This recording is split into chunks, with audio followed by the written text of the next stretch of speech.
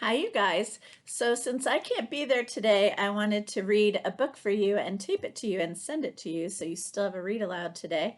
Um, I'm going to read another friendship book, and this one is called Farfallina and Marcel, and it's by Holly Keller. And you can see it won an award. It's not the main award I always look for, which is the Caldecott Award, but it won the Charlotte Zolotow Award, and I'm not even sure what that's for, but it's a good book. So here we go. So see what you learn about friendship in this book. Here's the title page. And it is dedicated to John and Josie.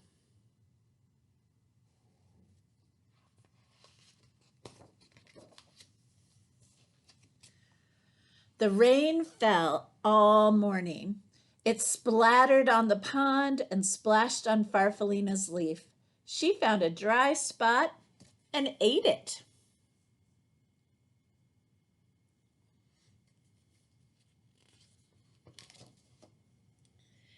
"Hey," said a little voice, "you're eating my umbrella." Farfallina peered over the edge. A small gray bird was huddled underneath. Farfallina liked his soft feathers and his gentle eyes. "I'm Farfallina," she said, and she slid down to the ground. "My name is Marcel," said the bird. He liked Farfallina's smile and her pretty colors. So this is Marcel, and this is Farfallina.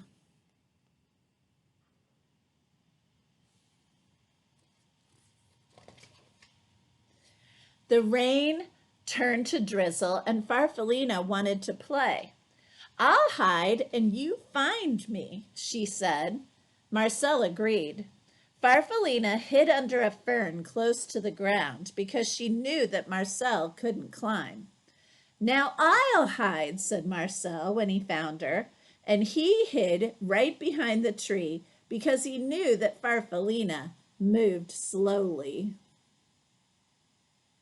Oh, you guys, they're doing something on our list. They're playing with each other and they're also being helpful, right? "I can take you for a ride on the pond," said Marcel. Farfallina inched her way up to Marcel's back. "You tickle," said Marcel, and he slipped into the water. Farfallina giggled. "There's so much to see," she said. So there she is crawling up, and there they are on the water.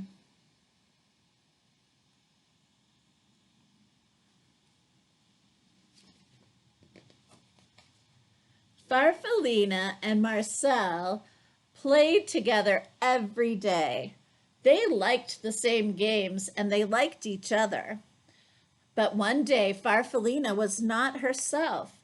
"I'm not sick," she told Marcel, "just a little uncomfortable. I need to climb up onto a branch and rest for a while." "I'll wait for you," Marcel called as Farfallina made her way up the tree. Marcel watched until Farfallina was completely out of sight. Then he settled himself in the grass and waited. So there she goes.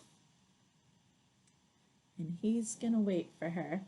So one of the questions that good readers would do right now is wonder why Farfallina feels uncomfortable. So she said she's not exactly sick, but she doesn't feel right. So I wonder why. Any of you know? If you do, you could tell your person in your room right now.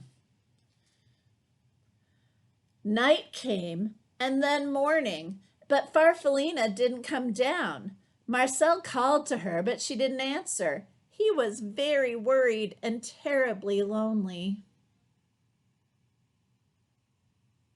Oh, now I'm really wondering what's up. Weeks went by. The afternoons grew longer and warmer, and Marcel went to the pond. He was growing, and when he looked at his reflection in the water, he hardly recognized himself. Look how he's changed from this page to this page. That's the same guy. That's Marcel on both pages. He went back to the tree every day to look for Farfallina, but she was never there. And after a while, he gave up. Aww. At the top of the tree, Farfallina was snuggled in a blanket of glossy silk. She was growing too. Now, I don't know if you can see her, but she's right here, so I'm going to show you. So why was she feeling funny? Now you should definitely know. I think she was turning into a cocoon. What do you guys think? What's she going to be next?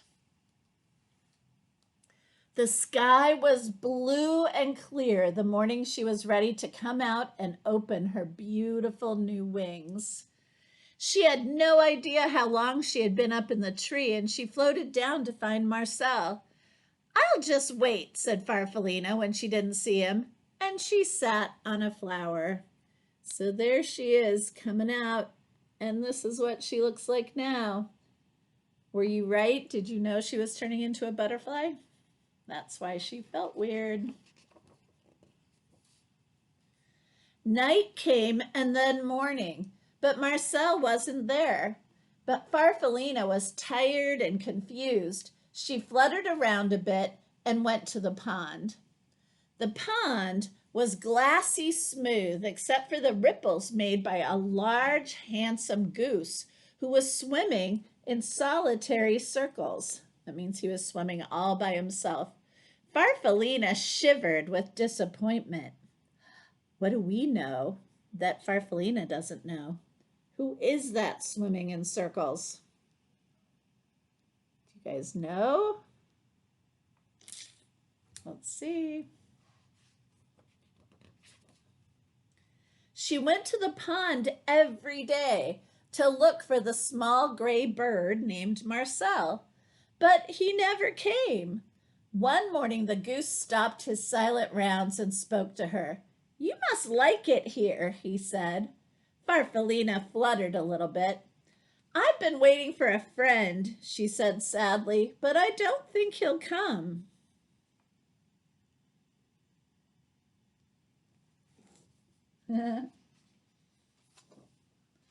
Marcel liked her smile and her brilliant colors.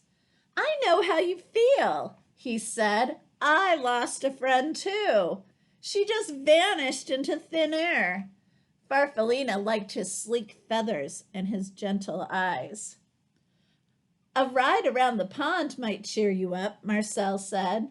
Farfallina thought it would, and she settled herself on Marcel's back. Oh my gosh, you guys, do they know that it's each other yet? I don't think they do. We know though, right? "It's funny," Marcel said, "but I feel as though I've known you for a long time." "I was just thinking the same thing," said Farfallina. "My name's Farfallina. What's yours?" Marcel stopped suddenly. He beat the water with his strong wings, and then he swam around and around and around. "It's me, Farfallina!" he shouted. "It's me, Marcel!" "Is that really you?" "It is," Farfallina shouted back, and they looked at each other and laughed. They finally figured it out. Remember when we talked about when we read A Porcupine Named Fluffy, and some of you didn't like that they were laughing at each other? So see the difference? Now they're laughing, but they're laughing together, right? So they're laughing at what they didn't know. So it's a little bit different.